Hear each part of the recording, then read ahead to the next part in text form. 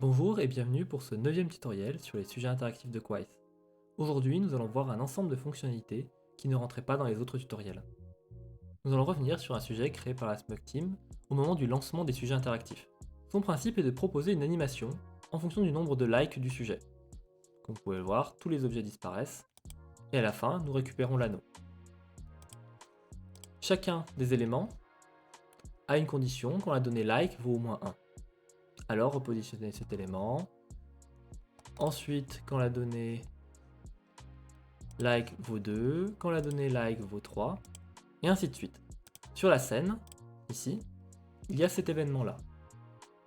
Nous partons donc d'une donnée nommée like, et nous vérifions si elle vaut moins que $like.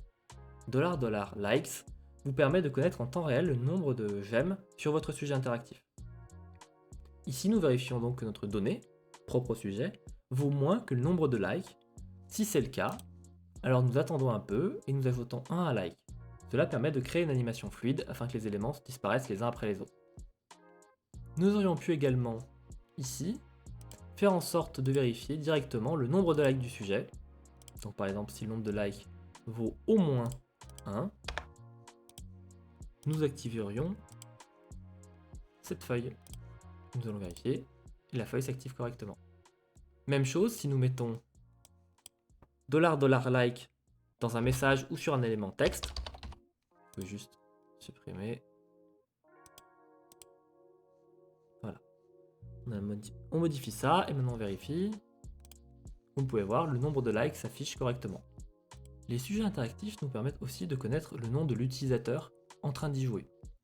Par exemple, si au lieu de mettre votre score est de, nous remplaçons le score de $user et de, ici, ça va être le pseudo qui va être affiché. Le score de Smug Team est de. Il nous reste à avoir deux fonctionnalités. La première est la condition l'utilisateur a aimé le sujet. Cela nous permet de savoir si la personne en train de jouer a cliqué sur le bouton like ou pas.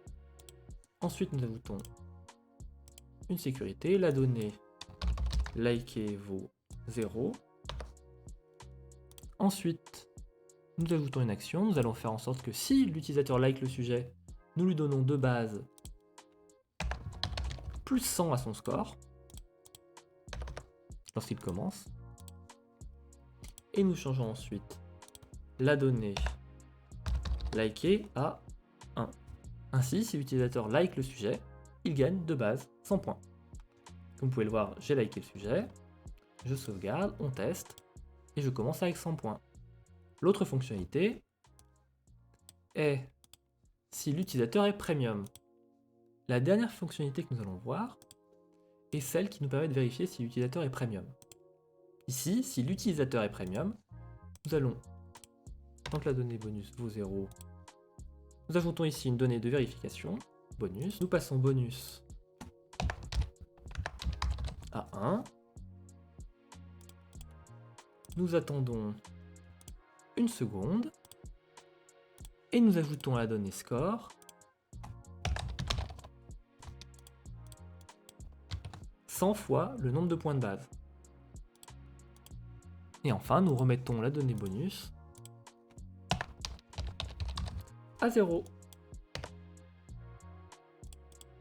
Ainsi, si les utilisateurs sont premium, ils ont droit à toutes les secondes un bonus de points. Ah, petite erreur de ma part, j'ai oublié de mettre cet événement en exécution parallèle. Et même chose pour celui-là.